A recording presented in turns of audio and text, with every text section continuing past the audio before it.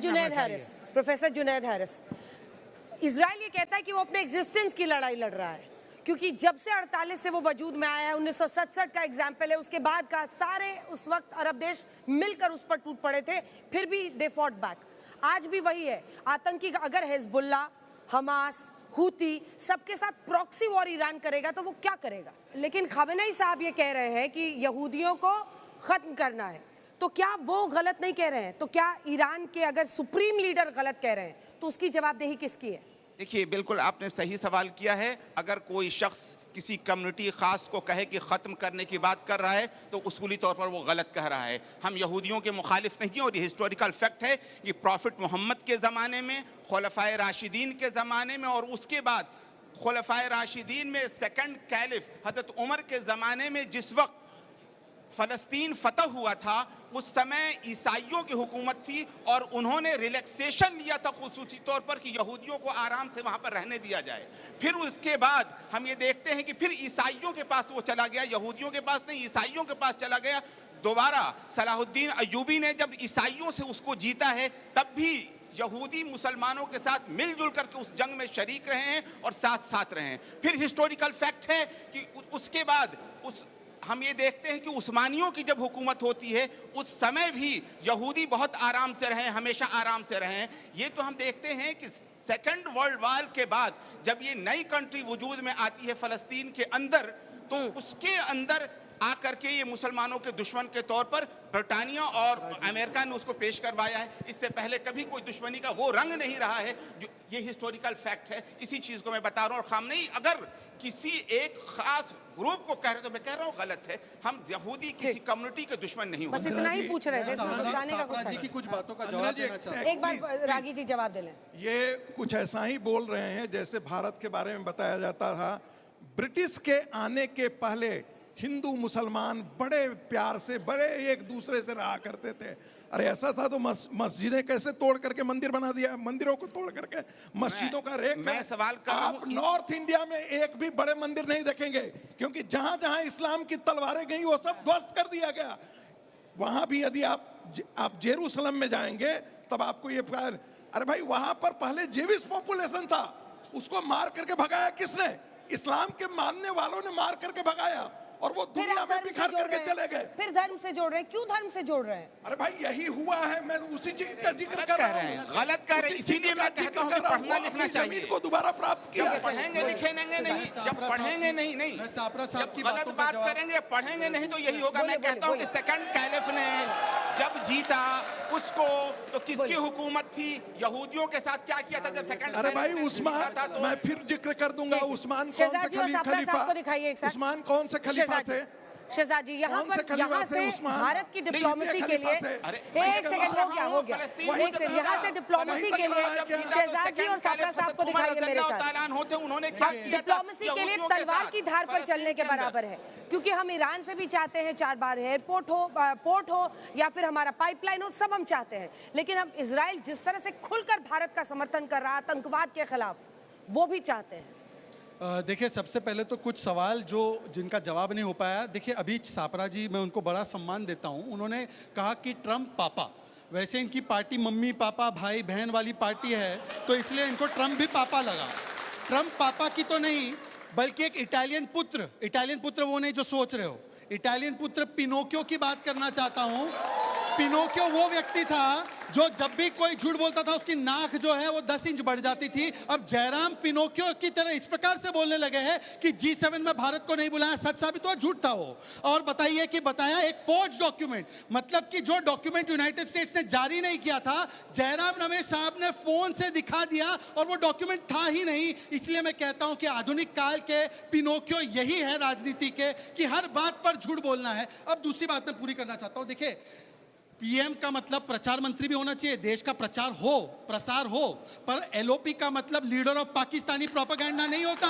और यह पाकिस्तान के पास हमारा पीओके दिखा दिया, मतलब बताइए, नेहरू जी ने पीओके दे दिया, अक्साई चीन दे दिया, और इन्होंने मैप में इंडियन ऑफिशियल हैंडल से ट्वीट करके पीओके दे दिया, कच्चा तीवू दे दिया, अक्साई चीन दे दिया। यही इनकी मानसिकता रही है कि परिवार हित को आगे रखते हैं। मैं जवाब दे दूं, मानसिक को जवाब देना है, आप ही को जवाब देना है। पर आखिरी बात में सिर्फ इतना पूछना चाहता हूं कि देखिए, इन्होंने कहा कि ट्रंप की बातों पर भरोसा है, पर डीजीएमओ की बातों पर नहीं, एमईए की बातों पर नहीं, पीएम के स्टेटमेंट पर नहीं, कम से कम एसएमएस, सलमान, मनीष और शशि पर तो भरोसा कर दो, वो तो आप ही के सांसद है, पर उनकी भी बातों पर अगर भरोसा ना हो तो आपको मैं कहता हूं, जिनके लिए आपको कहना पड़ता है कि ये हमारे हमदम, वैसे पाकिस्तान ने भी बोला कि भारत ने दिखाया दम। इशक दर्द का कल स्टेटमेंट आया कि हमें इस प्रकार की मार पड़ी कि अमेरिका ही नहीं, सऊदी अरेबिया से ही गिड़गिड़ाने लगे। अब अमेरिका इंटरवीन कर रहा था तो सऊदी के पास क्यों गए वो लोग? इसका मतलब साफ है। तीनों पॉइंटेड सवाल के जवाब सर, तीनों जो उन्होंने इश्यूज रेज किए उसका जवाब। हाँ,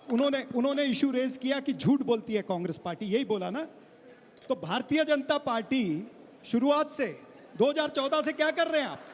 15 लाख नौकरियां, 15 लाख रुपए अकाउंट में आने, 2 करोड़ रुपया,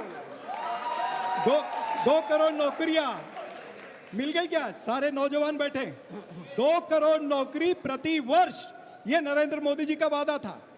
हाँ, 100 स्मार्ट सिटी, उसके बाद में किसानों की आय जो है वो दुगनी करनी, वहां से लेकर के ऑपरेशन सिंदूर में, ये तो सिंदूर की डब्बियां बांटने चले थे, बच गए। इनको पता चला कि जूतम पैजार हो जाएगी।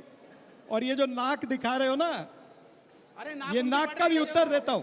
नाक बढ़ रही है। नहीं, ये अगर 2014 से सुनिए, मैं बीच में नहीं बोला था ना, ईमानदारी से डिबेट करो। 2014 से लेकर आज तक अगर झूठ बोलने का हिसाब किताब लोगे ना, तो नरेंद्र मोदी जी की नाक कहां तक जाएगी? आपको एक नहीं, आपको 11 टेप लगेंगे उसको मापने के लिए, याद रखिएगा। 11 टेप लगेंगे नरेंद्र मोदी जी की नाक को मापने का। ये झूठा सरकार है, झूठ बोलने वाली सरकार। अब चरणजीत जी 10 सेकंड केवल लेकर पीओके पर स्टैंड तो नहीं बता पाए, पर छोड़ देते हैं। 26/11 में हिंदुओं का हाथ था क्या? आपके नेताओं ने कहा कि ऑन रिकॉर्ड बुक भी निकाली और कहा कि हिंदुत्व ने किया था। ये विजय वड़त्तीवार का विषय पे था। बताइए क्या स्टैंड है, बताइए कि ऑपरेशन सिंदूर को झूठ बोला, फेलियर बोला, सरेंडर बोला, गलत बोला, बोलिए कि आपने सर्जिकल स्ट्राइक पे प्रूफ मांगे, गलत मांगे, बोलिए कि बालाकोट ऐसे हुआ था, मानिए, बताइए। झूठ बोलते, अरे भाई हम लोग 3 चुनाव जीते, राहुल गांधी 99 पर तीसरी बार अटक गए। इसी से समझ लीजिए कि झूठा कौन है और फेक। 26/11 की इन्होंने बात की, मैं उसके ऊपर 1 मिनट बोलना चाहूंगा। ये हमेशा उठाते, और भारतीय जनता पार्टी का कोई भी प्रवक्ता आज के बाद 26/11 का उल्लेख नहीं कर सकेगा। 26/11 को जितने आतंकी थे, हमारी सेना ने, हमारे कमांडो ने वहीं पर उनको ध्वस्त किया, उनको वहीं पर मार डाला। उसके बाद में 26/11 की अगर आप बात करते हैं तो एक कसाब वो पकड़ा गया था, हमारे शहीद ओमले ने पकड़ा था, उसको फांसी पे लटकाया गया। 26/11 की आप बात करते हैं, जब 26/11 का ना बीच में मत बोलिए, और फिर भी जब 26/11 चल रहा था, बीच में नहीं, नरेंद्र मोदी 200 मीटर में आकर के ताज होटल के पास में वहां पर प्रेस कॉन्फ्रेंस कर रहे थे। कुछ सवाल ले लेते हैं। आपने छापा।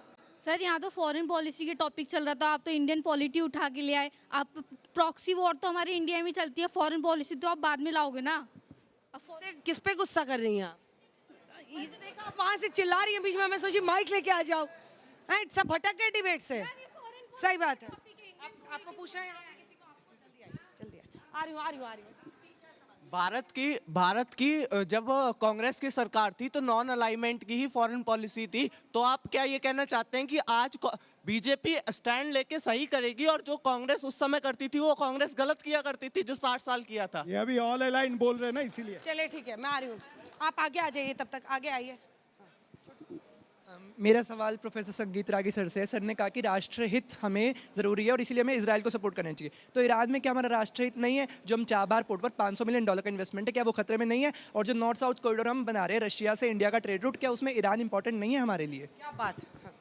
विवेक जी, आपसे मेरा सवाल है, आपने कहा कि इंडिया को अपना स्टैंड क्लियर करिए, किसके साथ है? ईरान के साथ खड़ा है या इजराइल के साथ खड़ा है? जो देश में चुनाव होता है वायनाड में, आप अपना स्टैंड क्लियर नहीं कर पाते हैं कि आप राहुल गांधी के साथ खड़े हैं या फिर उनके खिलाफ खड़े हैं? और दूसरी चीज, आप अपने आप को भारतीय मानते हैं ना, एक चीज बताइए, आप उनके साथ खड़े हैं जो अपने हक के लिए हथियार से लड़ रहे हैं, या फिर उनके साथ खड़े हैं जो धार्मिक कट्टरता फैलाते हैं और आतंकवाद फैलाते हैं, जैसे हिजबुल्लाह हो गया, सीरिया हो गया?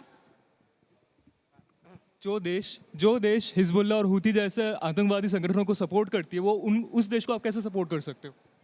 मैडम मेरा सवाल ये है कि कांग्रेस वालों से सवाल है कि आपके अपने शशि थरूर विदेश में जाके हमारी जो देश की राजनीति की जो तारीफ कर रहे हैं, तो क्या राहुल गांधी अपने जो शशि थरूर का समर्थन करेंगे, अपने तो नेता की बात मानेंगे? मेरा सवाल विवेक सर से है कि ईरान को स्टेट स्पॉन्सर ऑफ टेररिज्म कहा जा रहा है, तो आप उस चीज़ को कैसे डिफेंड करोगे? चलिए मैं एक एक जवाब लूंगी जल्दी से, एक आखिरी सवाल यहाँ से। मेरा ये सवाल है कि ये सारी डिबेट का कंक्लूजन क्या है? आप अपने थॉट्स में क्लियर नहीं हो, फिर एज यूथ हमें क्या आप... बहुत अच्छी बात है, ये एक आखिरी सवाल। चलिए जल्दी जल्दी अब एक जवाब लेते हैं कि कंफ्यूजन है क्या, छोटा छोटा 2-2 लाइन का। देखिए सवाल यही है कि कभी भी विदेश नीति पर इस प्रकार की सस्ती राजनीति नहीं की जाती। आपको याद होगा जब नेता प्रतिपक्ष अटल बिहारी वाजपेयी जी थे तो इंडिया पाकिस्तान युद्ध हुआ तो हम लोग सरकार सेना के साथ खड़े थे, कभी सबूत नहीं मांगे। 94 में जब नरसिम्हा राव ने वाजपेयी जी को डेलीगेशन में भेजा तो उस डेलीगेशन को भाजपा के बाकी लोगों ने आतंकियों के साथ तुलना नहीं की। हम हमेशा कहते हैं पंचाधिक शतम, मतलब 100 बनाम 5 तो हो सकते हैं आम स्थिति में, परंतु एक्सटर्नल थ्रेट पे हम 105 हो जाते हैं। परंतु कांग्रेस पार्टी विदेश नीति पर ऐसी राजनीति कि शशि थरूर पर भी भरोसा नहीं, इनके लिए शशि थरूर भी भरोसा नहीं, शशि थरूर जी पे हमको पूरा भरोसा। उस समय हम सरकार के साथ में थे, लेकिन देश के अंदर ये भी सवाल पूछने जरूरी है कि पहलगाम की घटना 26 निर्मम हत्या हुई है, निर्दोष लोगों की हत्या हुई है, उनकी अकाउंटेबिलिटी किसकी है? क्या वो इंटेलिजेंस फेलियर नहीं है? कौन जवाबदार है? क्या अमित शाह राजीनामा देंगे? 26/11 के अंदर हमने शिवराज पाटिल का राजीनामा लिया था, हमने विलासराव देशमुख का राजीनामा लिया था, हमने आर पाटिल का राजीनामा लिया था। क्या भारतीय जनता पार्टी अमित शाह का राजीनामा लेगी? क्या भारतीय जनता पार्टी राजनाथ सिंह का राजीनामा लेगी? क्या भारतीय जनता पार्टी नरेंद्र मोदी का राजीनामा लेगी? बताइए, तुमको शर्म आनी चाहिए, तुमको शर्म आनी चाहिए, तुमको। लेकिन एक बात दोनों को लेने दीजिए, मैं भी 5 सेकंड लूंगा। विशेष स्थिति में 5 सेकंड लड़ रहा है इजराइल, अंजना जी 5 सेकंड का। इसी के साथ बहस में आज के लिए इतना ही।